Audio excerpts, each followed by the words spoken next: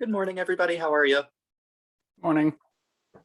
Hopefully, just through the email exchanges, I assume more people will be joining, but hopefully we have quorum. And thanks to Tom and Sterling and Nadeja, and I guess Jake will join as well, but I know you got links at the last minute, so thanks for joining. As people are filtering in, I can just introduce myself to get the meeting started. My name is Robert Watkins. I'm city staff, and we're now starting the February 2022 Historic Resources Committee meeting. For those, just so you're aware, we're streaming on the city's streaming channels, so folks might be watching from home. And for anybody who is watching from home who is interested in providing comment, at the beginning of the agenda, there's a portion where you can provide public comment, but in order to do so, you'll need to join the Zoom meeting through the city website. You'll need to register for the Zoom meeting. And then when we get to the comment portion, you can raise your hand. It looks like people are filtering in, so I can go ahead and pass things off to our chair, Phil Varner. But please let me know if you have any technical questions. Thanks. You're muted, Phil. I'll just wait for another couple minutes. Okay. Since we have a couple people that I know are going to be here, but aren't yet. Sounds good.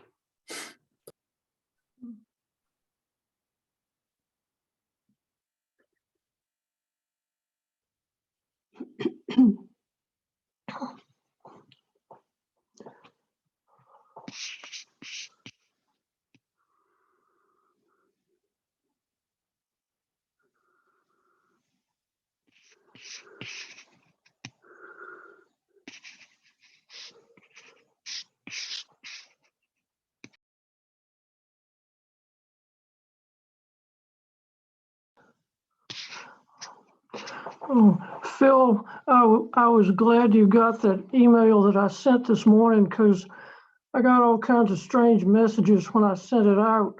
I wasn't sure whether it was going through. Yeah. I got two rejection notices, but I'm delighted that people got it. Yeah, I got it. Oh, I good. got a warning of but I got it.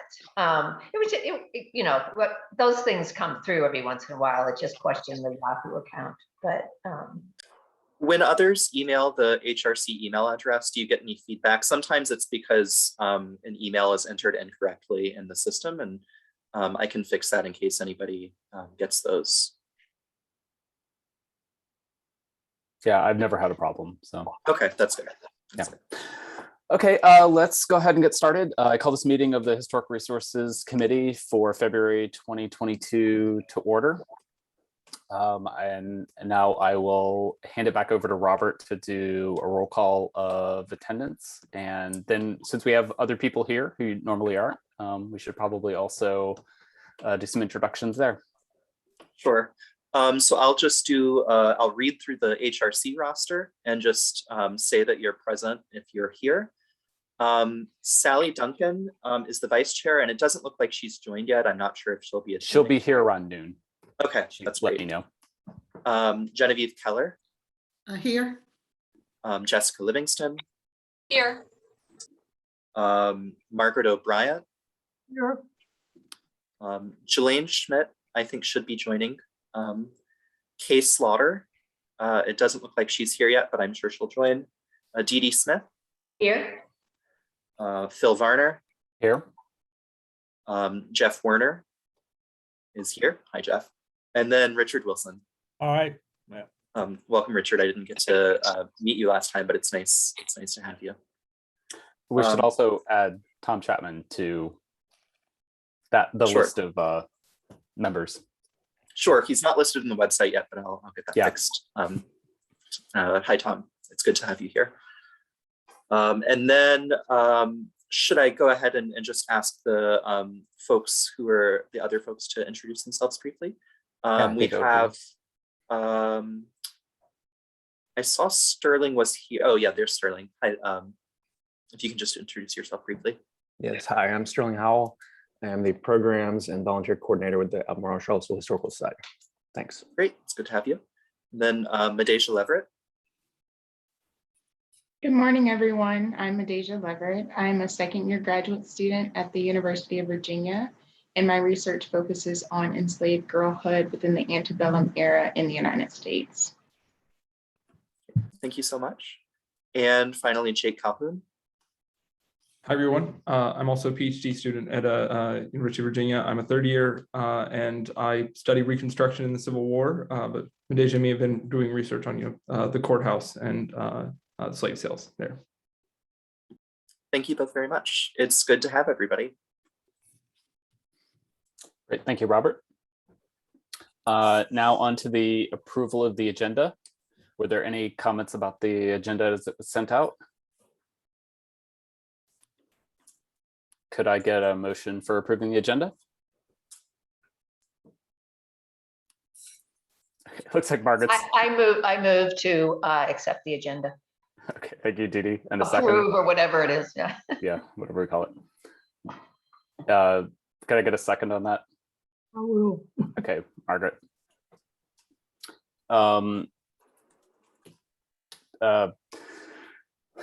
Would everybody in favor of approving the agenda please so indicate? Okay. And the agenda is approved. Okay, so with that, the next thing on our agenda is public comment. We have two members of the public who are logged on right now. But if anybody else is at home and wants to provide comment, again, you need to register for the meeting and call in. If you wish to provide comment, please raise your hand and I will unmute you. Mr. Chair, I don't see either of the participants raising their hands. Okay. And with that, let's move on to engagement of the descendant community for Court Square Slave Auction Block site. We have only one item that's actually listed for that to discuss the progress report, but we're also going to have Medeja and Jake talk a little bit about their research. So why don't we get started with that? If one of the two of you wants to volunteer to go first to discuss that, we can start there. Medeja, do you want me to kind of jump in and then you could add in or take over at some point? Does that sound good? Yes, that works. Great. So we'll probably actually, it's all right, drop a report in the chat. We have like a one-page report that would just so that maybe make note taking easier if anybody wanted to do that. But let me see if I can do this. All right.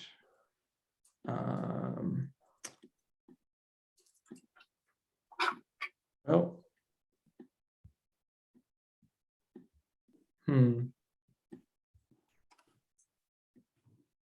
Having a little issues. I might just send it to Robert if it's all right. I might just send it to you via email and then see if we can just circulate it around later. That's fine. I'll go ahead and forward it to all the members right now. Perfect. Let me go ahead and send that to you.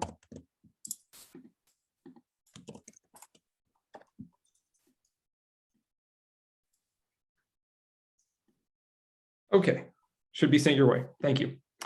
So yeah, we'll just talk a little bit. Again, Medeja and I have been working to basically research Court Square specifically to understand, the questions of, where enslaved people were sold, how many, in what context, and the way in which we've been doing that has been, chatting with folks. We've received a lot of help from folks like Sam Towler, who've kind of engaged with this research before. We've kind of tried to make sure we weren't retreading old ground, but really for the past few months, we have been diving into the Chancery order books in the courthouse, which are basically these records detailing, disputes over wills, intestate individuals who die without a will, or debates over, or disputes rather over who's going to receive someone's tracts of land, basically courts in which, a will might be in dispute. We're looking at these primarily because we want to understand, individuals who were sold at Court Square, and actually finding place of sale written in enslaved sale records is pretty difficult to come by. There's a few other options that are, we're exploring right now, but so far that's what we've dived into. We started in 1831 and we've gone through 1842. So we've only got about like a decade or so done. There's a lot of dense material here. This is probably going to take several years to really go through all these books, but to be honest, we found some fascinating stuff. So I'll kind of just go, rather than just reading off a report, I'll kind of just tell you brief summation what we found. Mainly what we found is the courts really struggled with figuring out what to do with basically enslaved human beings, considered property and chattel at the time, in terms of divvying them up for basically the next of kin after someone had passed. We see a lot of instances like that, and in those instances, normally what the court decides to do is basically have a commissioner or appoint a commissioner of the court to basically take charge of the enslaved and then sell them at the courthouse in order to basically, as horrible as it sounds, liquidate human beings into capital, divvy it up amongst the next of kin, and the way in which the court's actually actively involved in doing that. Sometimes they list one or two things. They'll either list that they need, the court will decree that an advertisement be placed on the courthouse door advertising the sale or advertising the sale of an enslaved person or persons. They would also decree that it be circulated in the local papers in both Charlottesville and normally Richmond as well. Other times there's an explicit reference that their enslaved people will be sold at auction on the next court day, and that the auction date would be similarly advertised on the courthouse door or similarly advertised in the local papers.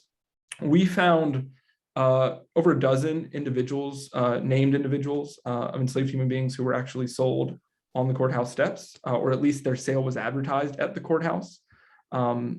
We have a list of that attached to the report. We have about, I would say, hundreds more names of individuals who were basically sold as a result of the court's actions, let's say. We don't have an explicit place of sale, but I think what we really found, I guess if we were gonna have like the real, I don't know, argument or thesis of what we've discovered, the kind of common thread is the court basically acting as an arbiter or acting as kind of a tool of enslavement. The court basically functioned as a means of facilitating commodification of human beings. It facilitated the slave trade, and so although we didn't discover very much explicitly about where specifically in Court Square were people sold. Were they sold on the courthouse steps? Were they sold, at the former site of possibly the auction block? Those records just don't seem to be there. We do know that the entirety of Court Square was indeed a site of enslavement, and that we have some names of folks who actually passed through there. And we have actually really, I can't stress enough, scratched the surface for the most part. Again, we've only gone through a decade. As we go on through the decades, we're going to see more. We would expect to see more and more enslaved sales going through the Chancery Court records. We also have yet to dive into the Albemarle County Court minute books, which once we hit 1850 will actually be exceedingly useful for a number of reasons. After the Fugitive Slave Law of 1850, fugitive slaves, if captured, the courts kind of put it on themselves to find the original enslaver. And if they can't, they will actually try to sell the enslaved person back into slavery locally. And the courts do that, and they will normally specify a place of sale, either on the steps of the courthouse, on a local auction block, something along those lines. So we're going to hope to dive into those and find a bit more specificity.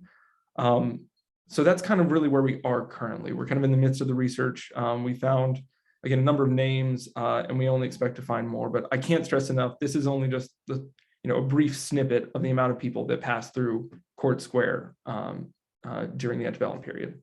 Medeja, do you have other things to add? Something I probably missed? I'm sure I missed something. I think that was a really good summary of the things that we've been doing. The only thing that I would like to add, I know that folks are receiving the report, but I would like to name the enslaved people that we have found who were sold specifically at the court. So you have this list, so I'll just kind of go down the list and provide you with the name and then the year. So Warwick was sold in 1834. Phoebe and her increase is the language that is used in the Chancery Order record, but we know that to be her children, and that was 1837. Lucinda and her children, also 1837. Alice and Hannah, who is the child of Alice, also in 1837. And then the list of names that I'm going to continue with are all in 1837. So we have Clara, Margaret, Mary, Harriet, Jim, Eddie, Nancy, Dolly, Eve. There's another Dolly sold in 1838, and then Millie and her children in 1839. And again, these are enslaved women, men, and children who were sold specifically at Court Square. And as Jake mentioned, there were hundreds of other mentions of enslaved people, whether they were named or not, being sold in Charlottesville and at other sites of enslavement and the commodifying of human beings. And I think the only other thing that I'd like to add about just kind of the trajectory that Jake and I have been on, it's been very intriguing to find this information, given some of the support of folks who Jake have mentioned. Phil Varner sent things, Sam Towler. We had meetings with Sterling and Tom and others who have been like very helpful and kind of giving us some direction or insight as to kind of how we should go about this search. So I think moving forward, as Jake mentioned, we have a pretty set plan as to how we're going to continue to move forward in the research. But I think something that's always very helpful are like any suggestions or comments or like questions that people may have, so that we can start thinking through kind of how to finish out this year that we have, and then also ensuring that this information is accessible for folks to continue this work once we've left. Thank you. Thank you so much. I think I want to draw from drawing what both of you have said and how that connects to the advice that Dr. Mabel Wilson gave us, in that the just simply naming the people who were part of this is an extremely important aspect, much more so than necessarily identifying the exact spots or any of that other information. And so yeah, that is such a valuable and important part of this work. Were there any questions? Or yeah, Didi. Yes, I'm curious, and I glanced at the report, obviously, I can't wait to read it, but are you also associating the names of the enslaved with who they had been enslaved by and then who they are being sold to? That could be a really valuable piece of information for people trying to research their history and trying to match it up with some of the other antebellum records we have, such as enslaved mothers and their babies, which doesn't start until 1853, but that could be a really valuable link. But anyway, so I just wondered if that's part of your recording of that. Yeah, absolutely. We just, for this purpose of report, just included, the names of the enslaved, but we've taken copious notes on that and made sure that we've taken notes of whenever we have the mention of any name of enslaved person, along with who enslaved them, who they were sold to. For instance, there's a number of large estates that pop up in these records, like the Viewmont estate is one of the most notable ones. It has about a list of almost 80 enslaved individuals, with a few of them, many also all named, and a few of them also very distinct names, which would help in terms of actually some genealogy work or genealogical work. So absolutely, yeah, we plan on finding some way to have that data easily accessible. I mean, we have, again, pretty copious notes, but the plan is to, at the end of it, make sure that we have all the information that we found in an accessible format, even for those who maybe not doing research explicitly on the courthouse, but rather genealogical work. So yeah, thank you. That will be invaluable. And one other question is, Phil, are you able to link your work with the advertisements to some of these records specifically? Yeah, I think that would be another step that somebody could take, because most of the advertisements don't have specific names. It's pretty rare that they actually do. And I don't know specifically, but I would assume that was because it was somebody who was known maybe in the community, and somebody was specifically trying to say like, this person is, is for sale. And that just wasn't very common. But I think it probably would be possible to link up some of those, even though the newspaper records are pretty sparse, and the Chancellery records, I assume, are more complete. But so yeah. the newspaper articles don't mention the enslaver themselves. Not necessarily, no. Most of the time they do, I think, particularly the ones that, I mean, the estate sales do, obviously, and then the yeah, a lot of them actually do specifically say, because it's saying like this person is selling these people, or the estate of this person is estate, right. selling these people. I think the biggest issue would just be, yeah, so that's a good point, that it could be linked up by the enslaver rather than the individual names of the people. And Well, again, here's the- an incredibly powerful piece of family history, has sad, horrifying as it is, would that be for people, again, researching their own personal histories? I'm sorry, I need to drop out of the meeting for just a second, but please continue Anyway, with the that's conversation. all. Thank you. Well, hey, Dee Dee and everyone, I mean, I don't know how many of you all were able to watch on Wednesday evening when, you know, this whole, you know, discussion of what we've begun to, you know, pull out of the information at Penn Park and just the one family and their relationship. But one of the questions that had come in was, you know, is this information available? And Tom and I, you know, both looked over at Sam sitting between us and kind of laughed. Well, yeah, it's in his head. And there's so much out there. And even Shelley Murphy said, yeah, I got to someday write all this stuff down. So there's this, you know, Tom can talk about it later on, but this database that we're, the folks at Clemson are sort of helping us out just to get into it, what Sam and others have been able to identify, because we have a lot of stuff. You just can't search it. You know, it's like, you know, you're welcome to go through these 800 pages of stuff, but there's not a way to look it up. But the question starts to get at, you know, we've got, you know, the work that Tom and Sterling and Sam are doing. We've got, you know, these folks here, you know, working on some stuff. There's what Shelley's doing at UVA.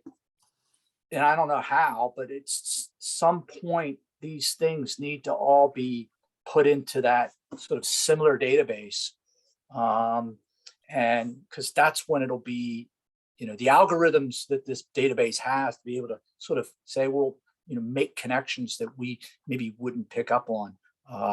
But otherwise, I mean, I want to keep everyone to keep doing this, but I worry we're like going to have, somebody's going to say, oh man, I did that 2 years ago. Here, I transcribed all that stuff. So, and how do we create a larger database? So something for us to discuss and figure out. Interestingly, that's been sort of the role of the CVHR, just informally. Yep. Is sort of, there weren't that many people doing it, so, but a lot, but still everyone would kind of come together and say, oh, I did this. That's right. That's right. But you're absolutely right.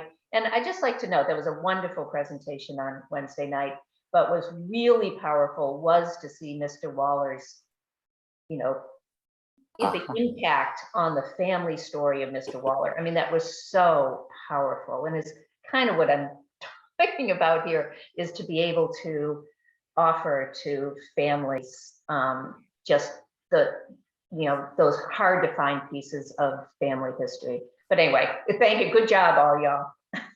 It was incredible. It was really, it was very difficult. We talked to Steve a couple of weeks ago, and that I realized some things sunk in deeper on Wednesday that he was sharing with us, and I've since talked to him about it, and just you know, he's like, did I do okay? I was like, oh my God, you know, and it was really, and I think one of the two things he said, it struck me. One, he said, when our family, we would get together, then we would leave, you know, we'd all say goodbye. We'd go our ways on our grounds, you know, happy.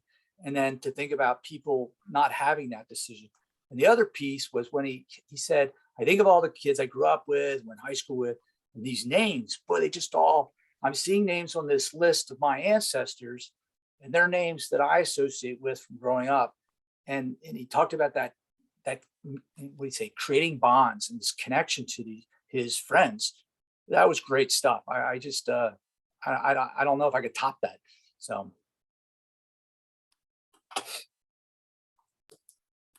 All right, Okay. go back. There he is. Yep. Okay. Were there any other comments or questions? Yeah, Julian?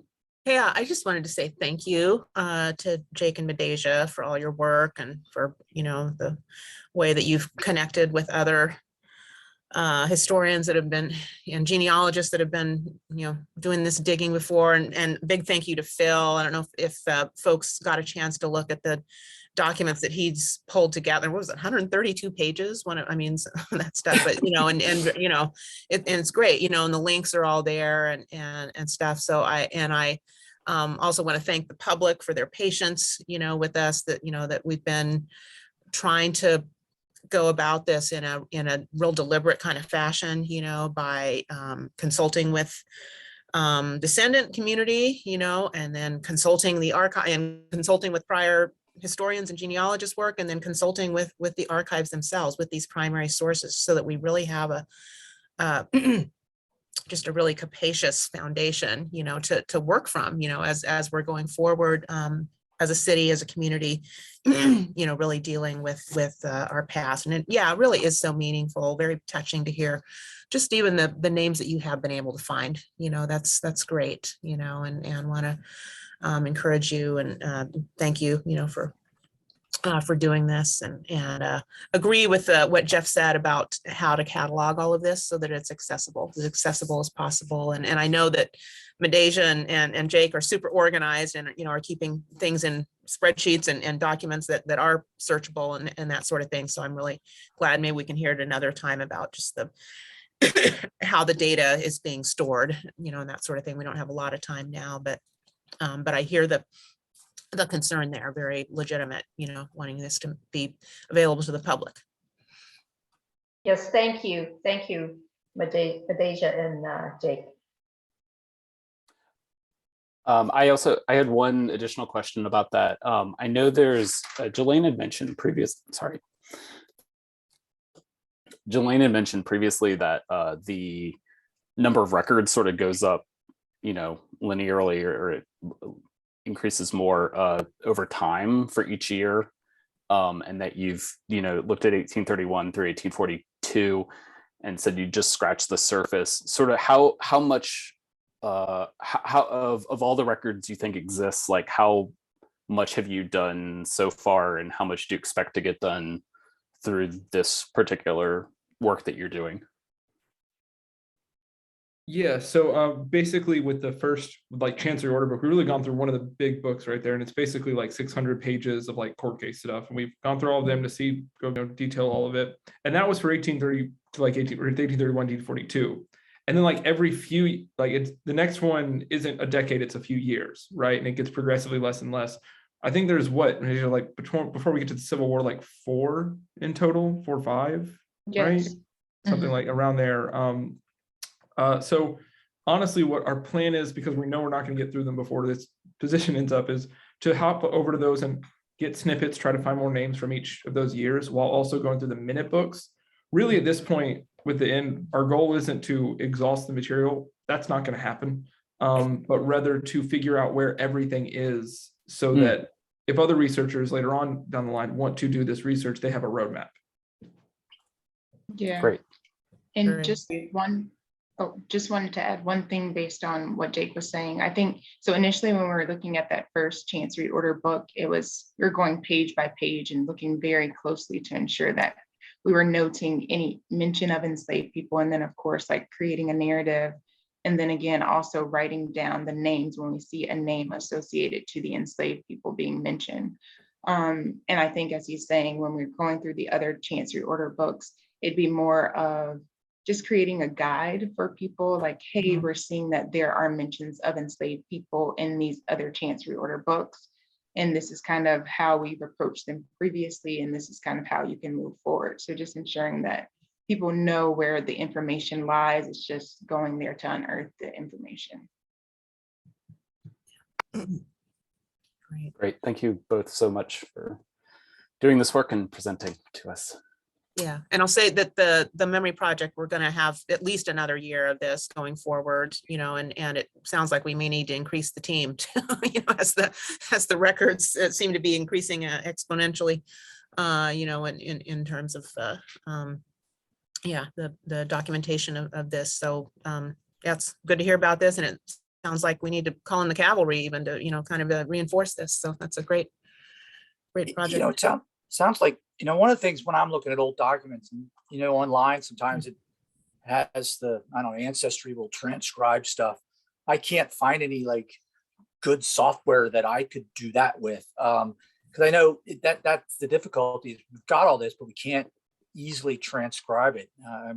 I've read stuff where, I'll read it and my computer will type it. But I mean, when, Jelaine, about the cavalry, it's like it's the less glamorous stuff that we really need help with. It's, can you read this document and type it up for me? Although Medesha and Jake have said that it's very, very nice handwriting. Yes.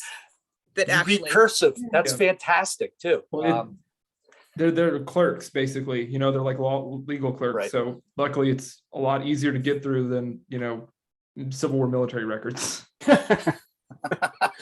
Yeah, and there are those programs, right, that what do you call it? OCR. Yeah, Yeah. OCR, that can, so maybe that's yet another step to take, is to, about, scanning and, really making it searchable. Yeah, I'm sure there are entire dissertations being written on how to OCR Yes. 18th century fountain pen handwriting. Yeah.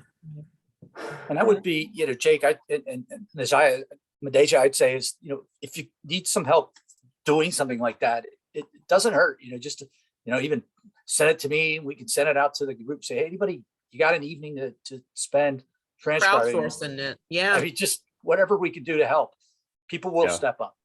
Yeah, and one of the other related resources too is the Confederate slave rolls have been scanned by the Library of Congress, I believe, but most of them have not been transcribed, and those are another resource for men's names and their enslavers' names that we have for Albemarle. So, going forward when we're trying to find more names, there's a bunch of records like this that we need a lot of transcription work on. And so anyway. Can you envision a mapping component at some point, Jelaine, to add this information, overlay it on the historic maps of Albemarle? Wow, I don't have a lot of knowledge of that, but I know there are, folks in the GIS lab here at the UK library that might be worth talking with them about it. Good idea. Then once you have that and you tie it in with the census numbers and the information you have and the database of the Virginia Library for those who escaped and the advertisements, you really there's lots of layers that can just be stacked and stacked and stacked. Right, put this on the ground. Absolutely. Yeah, you can't do it right now, but if there are ways you can build it in, so you don't have to go back and do it over to be able to use that information, it would be really helpful to my corner of the field. Yeah, absolutely. Just one caveat would be a lot of the addresses changed. So, house number 801 may now be 8012, something like that. So, but we actually have old maps. I mean, I know there's old Sanborns at UVA. So sometimes you have to go and say, all right, well, I have an address, but what was that back then? Because it's not necessarily the same building. Just because I run into that a lot. Oh, yeah. Okay, so I guess now would be a good time to transition to talking about the progress report. I got a few sets of comments this morning, and I've made a few of those suggestions already. I guess I'll just open it up to discussion of any changes or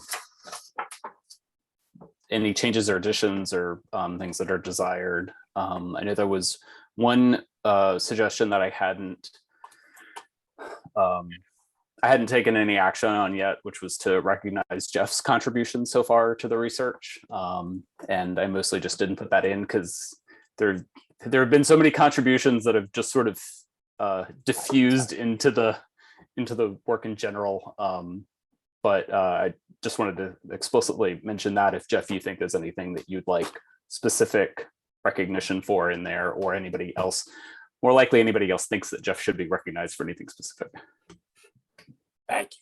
I'm the one who made that comment, and I just, in reading it, knowing Sam Towler's name was invoked earlier, and just knowing there's just a lot of people who have been involved. So I just worried about when we start naming names. Yeah. Where do you begin and end? And it's just kind of a constant problem, with even knowing kind of who's who. But it was a big job, Phil, and thank you. It was really well put together. And yeah, I think that's a good point. Maybe for the final report later this year, we should have a more explicit acknowledgement section and mention specifically how different people have contributed in that way. Do you have a standard format template, Jeff, that you use to submit staff reports to council that would be helpful? Phil? It depends. If It's kind of there for the record, how you present that. So seems like in the past, these have been letters or memos from the committee straight to council. I think when there have been times that you all have offered support for something, and hang on, and yes, sorry, and so there's times you're okay, thank you. There's times that we've had things you had mentioned support for, but I'm presenting them for a decision. So that's, if there's a decision they have to make or an action you're asking them to take, then a staff report would be appropriate. But for just to communicate with them, a letter from you all is fine. So if you want this to express something to them that we are recommending they do, let me know and we can work on that. Sorry, too many distractions.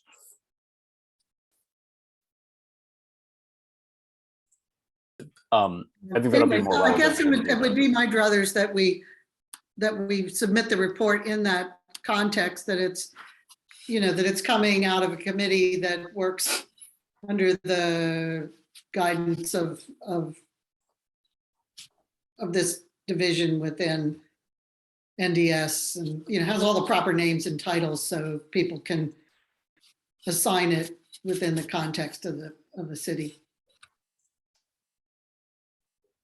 At this point, and I've been backlogged on a PAR appeal issue that's taken I think I've written my senior thesis on it. And so if you all want to change something that's going to council, it's probably not something I can modify today. I was expecting to take, Phil, your letter and simply send that to the clerk. But if you want me to append it with a staff report, I don't know if I can make Oh, that. no, I didn't okay. mean that at all. I just Okay. it should have your proper name and title and the department and all of that, because we have a lot of new people in city government and we have new people Yes. engaging. And so if someone wanted to contact someone officially, it would all be there. Just your I got you. right name and your right title and whatever contact information, just so it's not sort of just floating out there under Phil's name. And Phil, of course, should have full, credit for his authorship.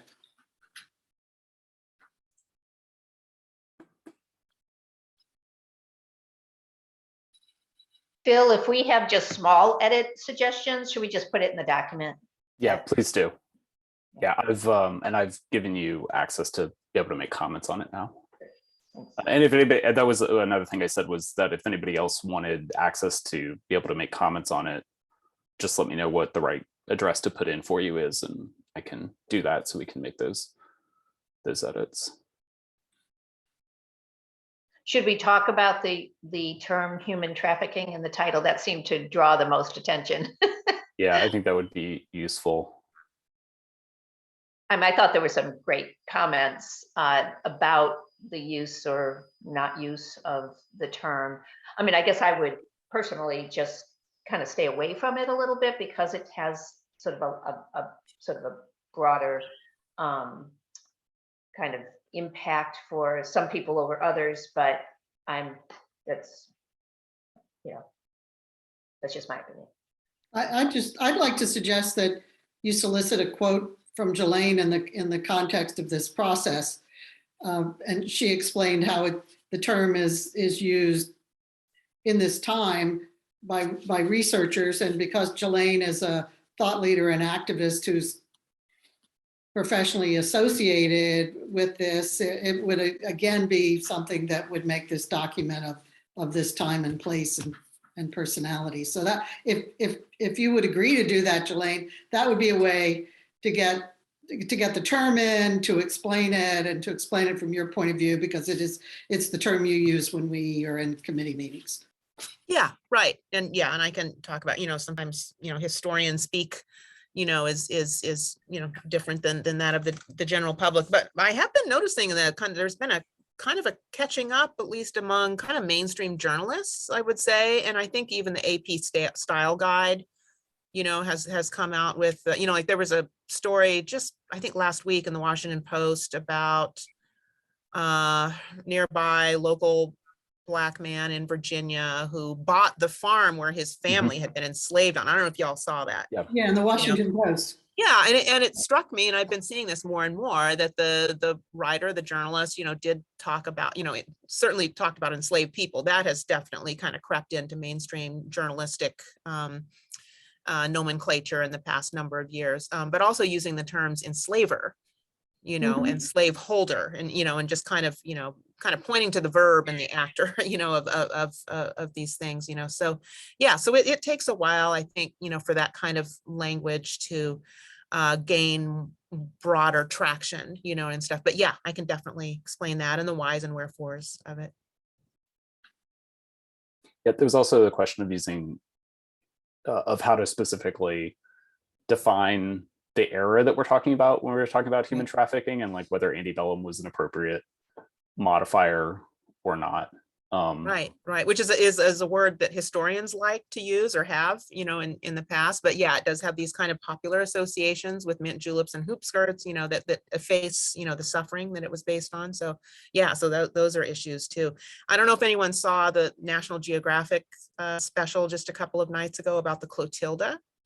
And the descendants of the survivors of the Clotilda, which was the last documented slave transatlantic slave ship to arrive in the U.S. in 1859, I believe it was. And anyway, just to plug in, the Community Civil Rights Tour in June will be having an entire day in Africa Town outside of Mobile to speak with those descendants there. So I think we're kind of building up a kind of a steady base of knowledge about what's going on with different descendant communities and documenting, the past here. We're going to have, Ann Bailey come in at some point. I've just been talking with the JMLR. I see Miranda is here. And I've been talking with Catherine Fay, I believe it is, at the library about doing some programming, perhaps in April. With Dr. Ann Bailey, who's the author of The Weeping Time. So I feel like we're building up some knowledge here, and it's definitely, it's a moment also nationally, with the Clotilda descendants getting more and more attention, and also The Weeping Time, that Savannah sale, which actually occurred just a couple of days before what we here, recognize as the arrival of Union troops. Here. So Dr. Bailey's very busy, unfortunately, that first week of March with all that, with descendant commemoration activities and stuff. So yeah, it's definitely a moment, and we are helping to foment that, Yeah, I was interested that Medeja used the term antebellum, and it's a term I try not to use in my work anymore, but I would certainly defer to younger generations and the context of that term now, but it struck me as something we might want to think about. And that's all I want to say. Yeah, I think I used it because I don't necessarily have that sort of gauzy view of it. But I'm also like not a good example of like what you should think about, what the general public or people of my generation think about those words. Yeah, well, I'm the generation that, went to a women's college because women could not attend the University of Virginia. And on our opening night, we were all taken to the Student Union building and shown Gone with the Wind. And there were few dry eyes in the house. And imagine in the early years of desegregation, if you were a young Black woman attending, or even a white woman from New Jersey, to have to come to Fredericksburg, Virginia and watch Gone with the Wind on the first night in college. So I'm just a little sensitive to Antebellum. Being grown up not in the North, but of Northern parents, antebellum might not really a word Right. I ever heard except in sort of my history book stuff. And Jenny, I think it's interesting you talk about Gone with the Wind. So, my son's been living in Atlanta now 2 years. And when he was home over Thanksgiving, we watched Gone with the Wind and his mouth dropped. I mean, it was really, I don't know if a lot of people of his age have seen that and to watch him watch it through his eyes, and particularly living in Atlanta. It was remarkable. He was glued to it, and then he wanted to talk about it. So interesting stuff. How you younger folks are seeing things in ways we are appreciating how you're bringing us along patiently. And my concern is there's a whole bunch of people who don't know what it means, period. Right. And so I think if we're writing a report for council, we want their support. We should probably keep it as simple, quite frankly, simple words and as kind of straightforward as we can, and let them come to their own terms with, new language that is much more, kind of emotion evoking. I mean, and we should be going there, but whether we should be doing that right now with council, I think we have to keep in mind who the audience is. Yeah, accessibility is the key. Yes. Phil, do you want to just go ahead and use a term like pre-Civil War or pre-emancipation? I mean, Yeah, that's another option. For the purposes of this report, we can just go ahead and do it. I think to me, like pre-Civil War is more clear. Yeah, except you have a notice for an auction in 1965, which is during the Civil War, not pre-Civil War. Yeah. So The only thing I worry about the term emancipation is that it's not clear what that refers to, whether that's like 1863, March 3rd, 1865. Yes. What it actually means. But I mean, maybe that's clear enough. Like, that's splitting hairs as to like what year. Maybe we say 1762 through 1865, because it wasn't a courthouse until 1762, and the last sales occurred in 1865.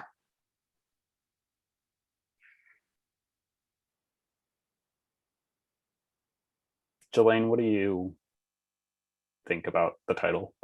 What would you ideally call it? Yeah, whatever communicates the most clearly with the broadest swath of the public, so. And, if we say pre-Civil War, then we can explain, that, just, give that little caveat that there was this one that, that did occur, but in terms of just kind of broad communication, that's probably the best term. I think people do have, there's a general sense of among, the people who would be reading this, I think about a periodization that with this 1860s. So. Yeah, I mean, the period of significance would be 1762 to 1865, if we needed to define this in kind of legal terms. We can give the caveat in the, the body of the report. Right. Okay. So then, so I'm gonna just use the term pre-Civil War because I think that makes it the clearest. And then do we want to put a explainer at the beginning, or do we need that now when it's like clear that we're talking about like what type of human trafficking we're talking about with the pre-Civil War? Or does human trafficking itself need explanation?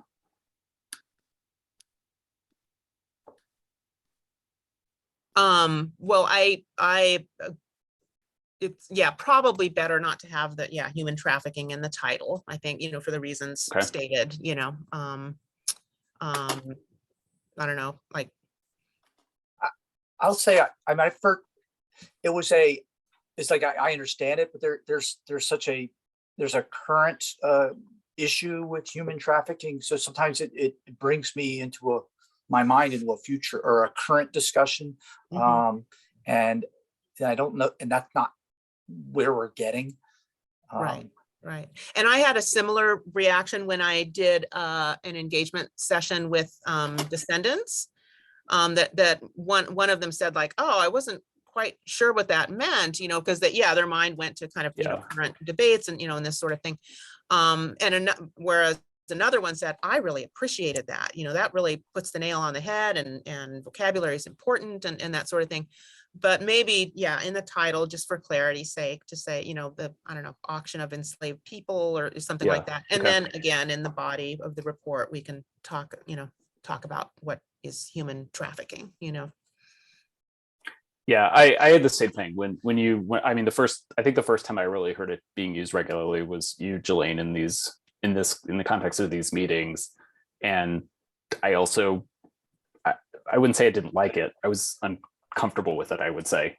But like, I then, realized in that same way that, that actually is a more accurate term, and it is tied, in this continuum of sort of oppression to things that even happen today. And, I think part of the underlying purpose of the status report was to sort of get people used to these more formal history oriented terms, and away from sort of the more folk and casual terms that we've applied to a lot of these things over the years. Well, and maybe we could do that by, leaving the title with the more, auction of enslaved persons, whatever, pre-Civil War auction of enslaved persons. And then in the body, kind of explaining it, and then continuing on in the body of the report to use, human trafficking. I mean, that's a way of kind of, I think, bringing people along, in a way that, so that it's accessible, that they know what they're reading about. And then we're using these terms that are, kind of more becoming, kind of best practices, in both among historians of this period, as well as just, journalistic style guides and that sort of thing too. I would suggest that you write that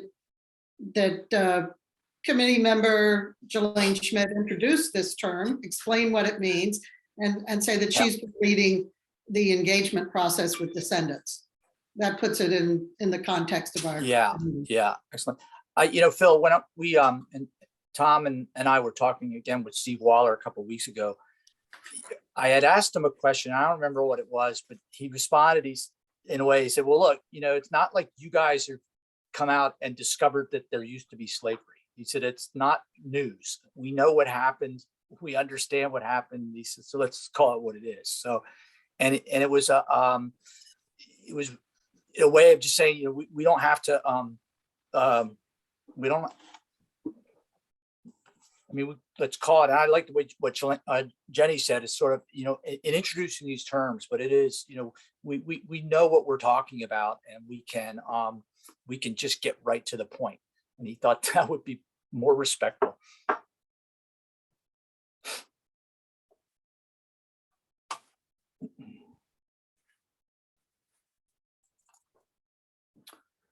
Okay. And then I guess I'll try to write up something based on that. I guess the only other sort of phrasing that I have is the use of auctions or sales, since they weren't all.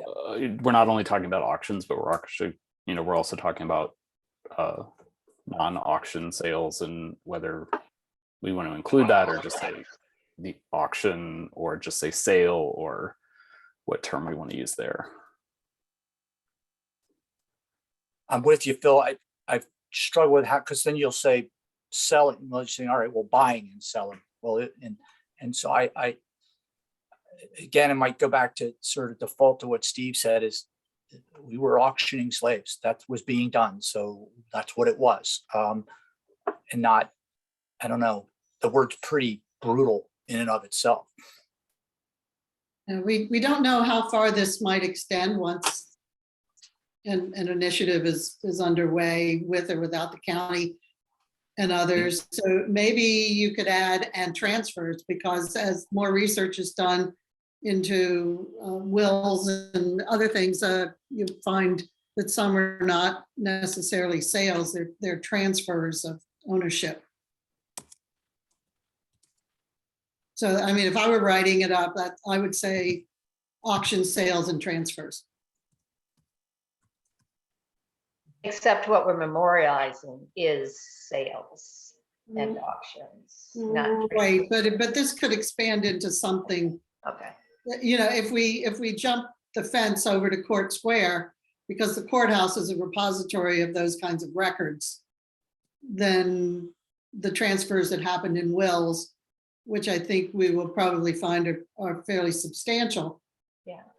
Those will enter into the discussion. Okay, I will try to reword that title and write up a little bit of explanatory text to put at the beginning, and send that out today, since today's actually unfortunately the deadline that we need to get the report into the clerk to get in the packet for the city council meeting that's, I think, 2 weeks away, right? So, Jeff, you're muted. My wife got me to mute myself as much as possible. It's on the 22nd. So it's a Tuesday evening because of the holiday. Yeah, and you did a remarkable job, Phil, and thank you so much.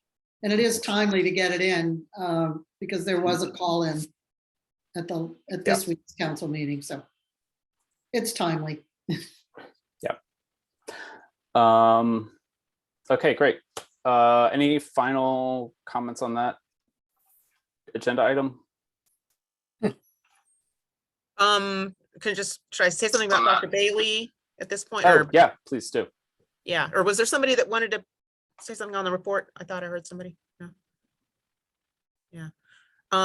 Yeah, that just kind of throwing out, how would it work for folks here, HRC, if we were to invite, have a talk by Dr. Bailey in April? Would that work for folks? Yeah, okay. I've been in communication with the library staff, and they say that April would probably be better than March for them, because they're pretty busy with the Festival of the Book programming that they've got going on. So anyway, so we're gonna start making more solid plans for that, and also so the HRC would be paying the honorarium for Dr. Bailey, who's professor of history at CUNY, Stony Brook. And then the library, as I understand it, could be the tech home, and we would all try to work together with different, I see folks here from the Historical Society, and everybody kind of pulling together to do promotional stuff to promote amongst our various constituencies as broadly as possible for that. And maybe we can send, we could probably could be good for us to send with permission of folks, send this report that we're sending to council, to send it to Dr. Bailey, just so that she can see some of the work that we've been doing here, and know that she's, speaking, who's the audience here, that she's, to whom she's speaking, Yeah, that'd be good. Good context. Thanks so much. Thanks so much, Jelaine, for coordinating with the library. I appreciate that. Mm-hmm. Okay, and with that, we'll conclude that agenda item. Let's take a 5-minute break and then come back for the walking tour map update. Okay. So we'll reconvene at 12:05. Can I just, Robert, can I say, I think Kay is she has an internet outage, and she's trying to call in, and I think she got put in as needs to be put in as a panelist, but. Okay, I see her number, and once we reconvene, I will add her.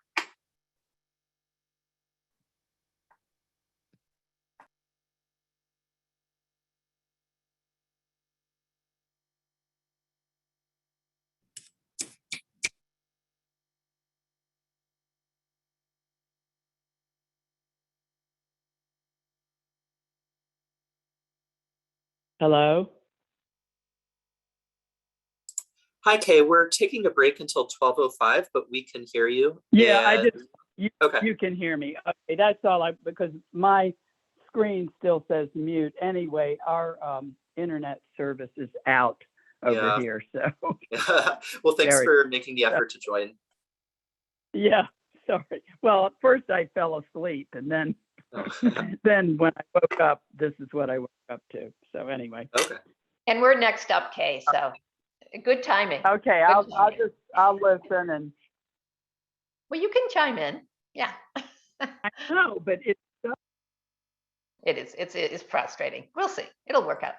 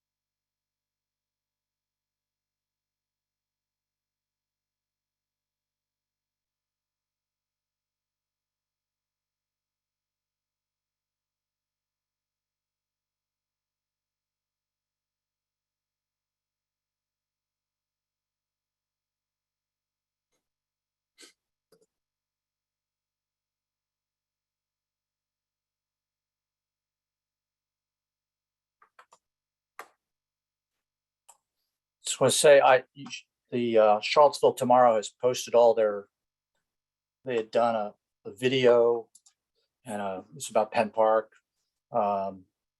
video and it looks like a lengthy story about the work out there. So looks like interesting stuff. Yeah, I meant to go see if the video of you and Tom was up on the Jamrail's YouTube channel yet. Poor Tom. He said some of the best stuff I've ever heard a historian say. And Mike, the young man that was doing the filming, went, "Oh wait, I didn't have it on." So, but Tom recovered perfectly. Better memory than I have.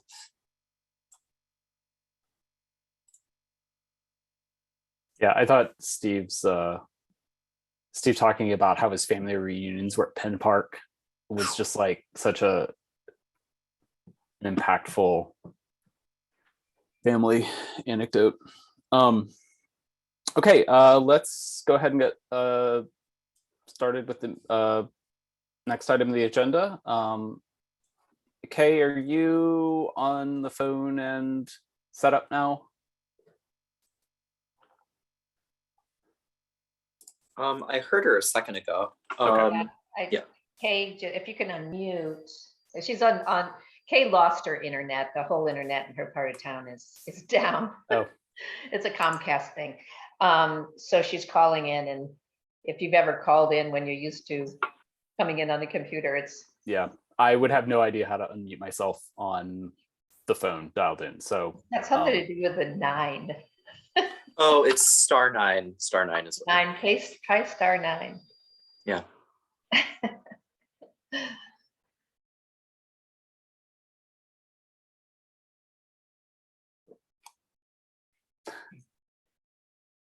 Case letter raised hand. Oh yeah. We can get started, and I think Kay was on. She was unmuted right after we broke. Yeah. I'll do some research on this. Okay, thank you, Robert. Well, I guess Didi, do you want to go ahead and? Sure. Since our last meeting, we've had some sort of soul searching going on because. Oh, sorry, Didi. Before I just want to say, Jelaine had another meeting to go to, and so that's why she's no longer here. Yeah. Okay. Excuse me, can you hear me now? Yes, we can There hear you she now. Thank you, is. Kay. Oh, good. Okay, thanks. Sorry, Dee Dee. No, just getting started. I'm just saying that since our last meeting, we were really sort of re-examining kind of the organization of this map. We're still very comfortable with the design, and I think you all have affirmed that.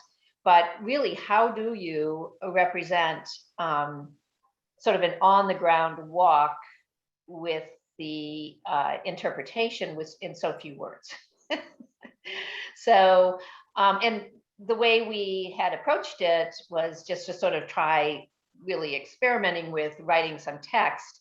And as I say, I think we were frustrated. We went back to the designer, Kay and I, we met with the designer and said, okay, we need some help. We need some feedback on how to do this. And in the meantime, Sterling and Tom from the Historical Society got what we had given to you all and gave us some great feedback, really kind of affirming, again, our own frustrations for, this kind of, bounces around a little bit. I won't characterize what your really good questions were, but so we made a real fundamental change in the design with the designer, and that was to use the Vinegar Hill map, which she sort of came up with, that idea of sort of including that whole geographic area.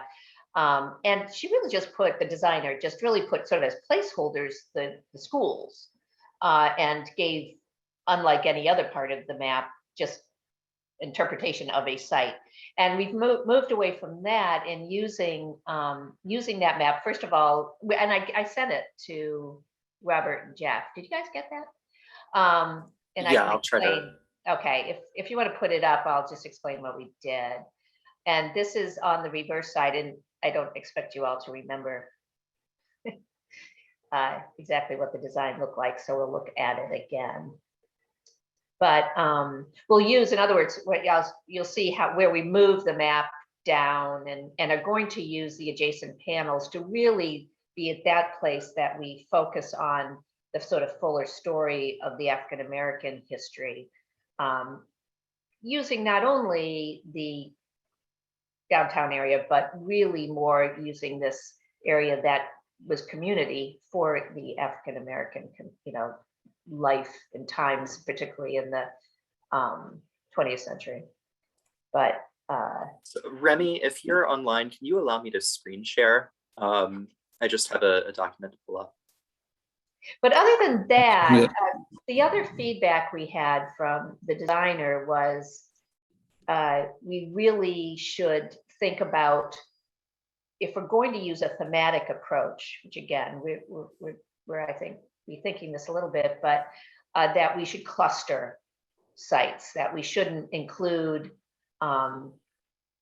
sites in Court Square and downtown in one kind of basic paragraph. And that was revealing. Okay, so this is the top page, and this is the same basically that you've seen before with the sites. And these, the other thing is, well, I'll talk about that later. And then if you go to the next page down, now, so this is the back page. And before, what you saw before was the vinegar, that whole bottom panel was at the top. And then the themes were under that. And what we did was to move it down, which enables us, because we don't need a whole introductory panel, to use both those adjacent panels to the left for African American history and culture. And it doesn't only refer to the Vinegar Hill map, but the Vinegar Hill map has a lot of sites in it beyond the schools that can allow us to talk about African American life, particularly post-emancipation. But anyway, that said, we still have above, we honed down the themes to, if we're going to go with this thematic approach, which is not, set in stone, to architecture, we were really feeling Richard Wilson's feedback that architecture is actually a kind of a big thing when you're walking on the ground. And architects, we haven't gotten really with Richard to say, okay, where is that? Arts, culture we put in there, which we thought encapsulated some of the other sites that we had, and then early businesses, which is what we used to call commerce. Again, kind of really trying to think about what's on the ground, what can you see? We had an interesting conversation with the designer about stories versus site interpretation. And where that really comes into play is if you're trying to interpret a site that is no longer there, and whether we really can even fit that into this context. The other thing that we did within the themes is really thinking about really geographically talking about the different geographic sites separately. Again, so if you're in Court Square under the theme of culture, it will be a different interpretation than if you're on the downtown mall. That all said, is we really appreciated the feedback from Sterling and Tom. If for no other reason that it was so nice to have other voices besides Kay and I. We have been sort of following this design that we got probably a little too rigidly, and just really the more voices we have as to how do you organize this on a map. Anyway, Kay, you want to chime in on this? I'm not sure that was terribly. Yeah, I think you said it very well. And so to the extent we can get any other feedback, even if you just have feedback on a certain thing. And Richard Wilson's feedback was really helpful in kind of rethinking this too. And so in a way, our next step is going to be to kind of play with one of these ideas of how do we do it on the ground with Court Square, both of us individually, to try to see if we can think about it in a different way. But any other people's thoughts, I think, it's always helpful, and certainly questions from Sterling were very helpful also. Some of them we had kind of asked ourselves already, but others helped, I think, are helping in reorienting us some.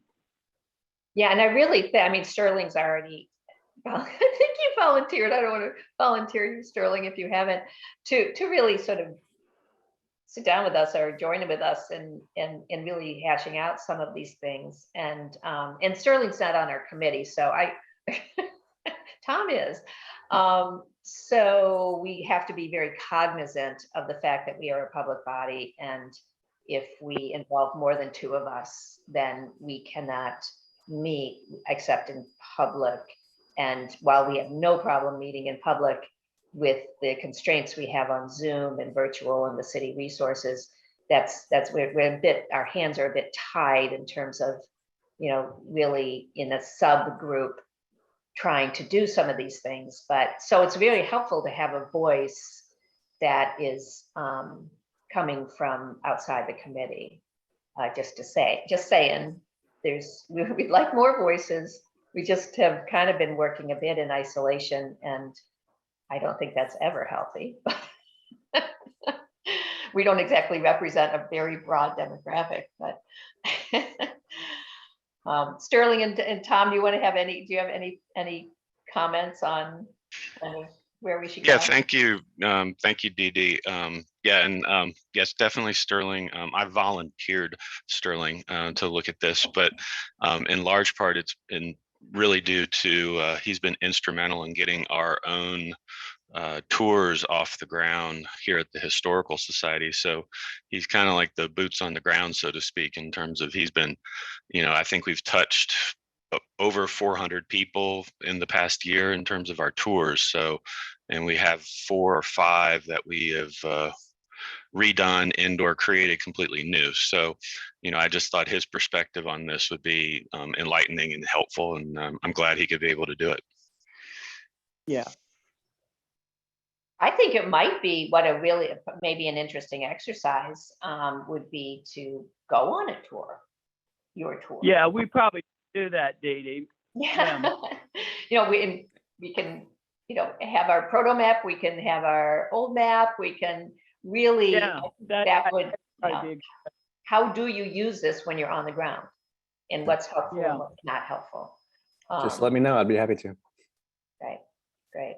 So Didi and Kay, do y'all want comments now about the map, or sure, are you looking for something else specific? Would love it, I think. Yeah, I think I mean this has come up a couple times when we've been discussing the map in more of a question format. I think the one thing I see with it is how much space is being allocated to only the 4 school sites. That it's effectively more than an eighth of the whole map is being allocated to just those 4 sites. Yeah, and we've gotten rid of that already. Oh, you have? Okay.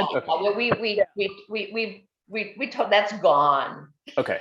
as that much space dedicated for. I mean, we're still thinking of using the schools in terms of the conversation about. So I guess then the only point I would like to make is like why each of those existing ones are important. I would say McGuffey is interesting because it was the white school, and because it's a site that you can currently go and like actually do something in. Midway isn't even there, and so it's like you've probably gotten rid of that entirely because it's just a non-existent place now.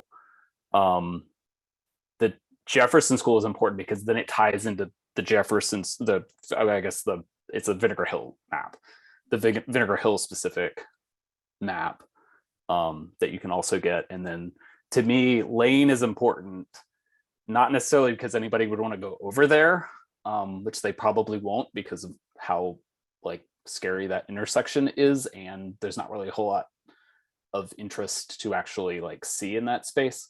But that it's important because it was one of the 2 schools in Charlottesville shut down by Governor Almond as a part of massive resistance, and sort of tying that really important local bit into the tour. And it's those, and I might argue that Midway is still important for that one story, here we're back to a story of segregation and desegregation in education. Whether or not I mean, Midway is on the map, so it's not a bit of a stretch, it's not that big a stretch, but whatever, that's the way to use those schools to tell a very important story, because that is the underlying fundamental story of Charlottesville, is this, this segregated community, which is why this map is so valuable. Yeah, I think the point I would make there too is like we have other places that are more representative, whereas Midway was like far prior to like McGuffey and McGuffey, Jefferson School, Lane era. And they're all still there, so you can actually see them. Absolutely. I think your comments are helpful in that this is what we need to do in each of these areas, Phil, because I think there is kind of a hierarchy, and when you're dealing with this amount of space, sometimes there are good things that you're going to have to say, nope, that's not going to make it, into this map. And I think that is the kind of helpful comment I think that will help us as we go along. And one thing we didn't look at on that attached document was just, I just had an example of outlining the Vinegar Hill neighborhood. It's a different map. I stole it from the Oswald book, but you would get the sense. And I'll tell you, we've been very cognizant of asking the designer for time, and we did ask her to move those maps, but before we really know what we want, every time we ask her to do something, it will go into the budget for this map. And we're trying to be very careful, and she's great about it. She's telling us that would actually take a lot of time, and do you want to do that now, as opposed to things that are simple. So I just wanted to say that. Okay. One other sort of minor, sorry, somebody else was speaking. No, I was just saying, and we're mostly saying, no, we don't want to do that. We just want to think about it rather than have her spend time on it. Yeah. One other minor thing with the actual coloration of the downtown map, I think it would be useful to actually have some visual indicator of the mall itself. I think that I think Google Maps actually does that, where the mall is actually a different color. And whenever I go to look at a map of downtown Charlottesville, for whatever reason, it helps me orient very easily to like what I'm looking at. And I think in that map, everything downtown was yellow, and so it was like hard for me to figure out exactly which street was which, just by glancing at it. Oh, okay. That's good. Thank you. Interesting. Thanks.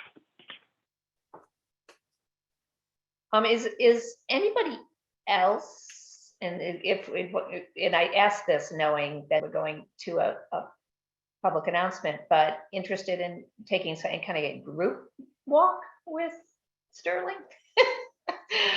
to get a sense for how, I mean, we can't tell who else is really interested in the organization of this map and how it, what we put on it, what we don't. I don't know that it would be, and we could do it separately make poor Sterling go on multiple walks, but, or we could potentially make it a public walk. I say that to Jeff and Robert, like, they're probably cringing. Yeah. Or could we just join in one of Sterling's walks? So are they given regularly enough that we could just all go when we can? We are We- not, Go ahead, Tom. No, we have them by appointment, so we can do them Ah. at any time. And we also have a few that are coming up in the spring that we're going to be promoting for various things. We have a secret Charlottesville walk that incorporates downtown that's tied in with Mary Jean Oldman's book that came out recently in the New Dominion Bookshop. And so, yeah, I mean, there's plenty of opportunities to, cater a walk to a group that is focused on just tearing a walk apart, a tour apart, or we can, pull you into a larger one that may be a little bit more focused on a specific thing, but it gives you a sense of, how we're interacting and how we're interacting with the landscape, the architecture, the place. So yeah, I think the sky's the limit in terms of what we can do to figure out how to make this work with a tour map. I'm sure the rest of the tour participants would appreciate a couple of people tearing apart the tour constantly while they're on it. Tear apart. That's the only way to get good ideas is, to And say, maybe we could even cater a public tour to say, we're going to invite you to participate and, tell us what you think we missed. It could end up being like a 3-hour, Gilligan's, Island kind of thing, where we're constantly talking, but, if somebody wants to do a 3-hour tour, we're up for it. Great. Well, we appreciate your willingness to work with us to make this right. So what does the public meetings law say about mobile public meetings? I will have to ask some questions. I'm not sure the answer to that. And also, I know the city is looking towards reopening in the next few months, but for now, all of our meetings are held virtually. And I know this would be by nature an in-person meeting, but I would just have to check up on that and make sure that it's good. Thank you, Robert. And also, I'm actually, since I haven't actually been on this committee during any public time, I'm not sure I know what the advertisement for subcommittee meetings actually entails. So For subcommittee it would be meetings, useful for me to know that if you just want to write something up afterwards and send out. Mhm. Yeah, I just in terms of notice, it requires the same amount of notice as a regular full committee meeting. Which is it 10 days? I think technically, I don't remember off the top of my head. Yeah. Okay. I used to know these things. Yeah, usually, I mean, for our sakes, it's usually just programmed to appear on the calendar, and we fit in the details, but I don't remember off the top of my head. Okay. Does anybody else have any comments about the map or any of the process here? And Richard, we would like to get with you at some point and really kind of mine your deep knowledge of architecture and what you think is the most important to include. Yeah, okay, we can meet. I'll be glad to give more information. I'm gonna have to go though now. I'm sorry. Anyway. Okay, appreciate you being here. Okay, and with that, let's move on to staff updates.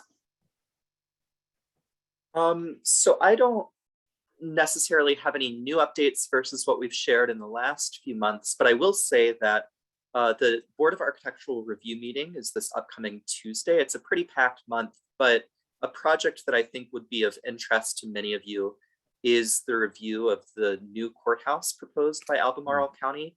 I'll share drawings with that. I'll share a link to the meeting packet once it's uploaded later today. But I don't know if I don't think the applicants are expecting full approval. I think this is just going to be kind of an interim discussion about the proposed design. But with all of the discussions that are being had about, some sort of future interpretation of Court Square and the sale of people there, I think this kind of contemporary project would be of interest to a lot of folks. So I'll share the details for that. And the meeting will be 5:30 next Tuesday, but the courthouse discussion won't be until a little later that evening. This is the Levi, the Levy building. Yeah. The new courthouse is proposed for the site between that and the tavern next door. Yeah, it's a little setback. You'll see on the images. We have 3 new BAR members. The 2 architect seats have been replaced. So when I'm trying to get them to take ownership of this, it's not like the prior BAR had approved, or they simply looked at it briefly last summer. The other one that's of interest, a couple things. One would be at 1301 Wertman Street, the Wertenbacher House, one of the older houses in the city. And I mean, we've seen tremendous amount of change in that historic district. Is one way I guess you say, well, this is just more of it, or is this the right thing to do?